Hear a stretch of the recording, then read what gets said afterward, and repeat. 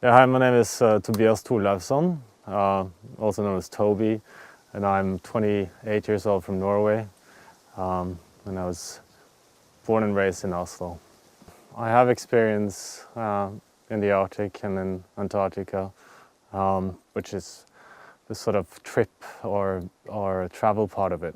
When it comes to the idea, it's been a growing process for over the last 10 years. And I've been environmentally concerned for a long period of time. But it's over the last 3 years that I've gotten involved in especially the climate. It's been a process and accumulated into this now. For me personally, it's important because we've known about these islands for about 110 years.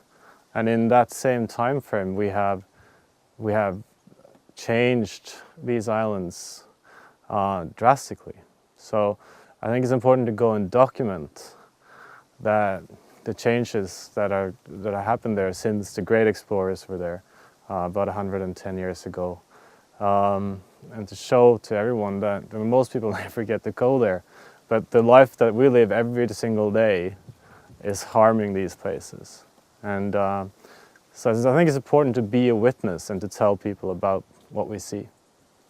But I think what we're doing is sort of marking the beginning of this perhaps greater expedition, and that is to find out and to inspire people to actually find solutions and find ways to actually survive on this planet. And I think that's partly what we're part of, is that expedition. In the future, I'm looking. I've been an historian for a while now, and I'm looking to get involved in the political side, actually the decision-making process of making things happen, and I think this will give me a good foundation to move on to that type of work afterwards. Yeah. The fact that we're privileged enough to experience these places and be the witness that provides us with an extraordinary responsibility to tell others, and through education, that's the best way. And I think it's really important that, because in 20 years these places might look entirely different, that we can educate people now about these places, and to lay through education a foundation for real action. Absolutely. The key is to start doing, right? I think 2006 and 2007 were the years that's going to mark the difference between discussing whether this is happening to actually start doing something. Right? And I think Will Steger, in that sense, is very inspirational, because he is doing. Because there's a lot of this and very little doing. And I think if we, by going, can inspire people to change their sort of daily pattern, just make these small changes that are necessary, then that would be very good. Yeah. Why? Well, I think because it is the most important issue. So, it's actually, we're in a crisis right now, and every single day we're all taking part in destroying the foundation of our existence, and that's how serious it is. But I guess sometimes it's hard to, because global warming is not one of those, it's not a short storm that happens and has extraordinary consequences over a day or two. It's just slowly progressing. So I guess it's important to sort of explain that, this is as serious as anything, but although it's happening slowly, it's now. I'm actually most looking forward to be honest with you, is the work with dogs. Yeah, because I really appreciate that way of moving around in Arctic regions. And it's also, I can tell you what I'm not looking forward to is to come to the places where the ice shelves are now gone.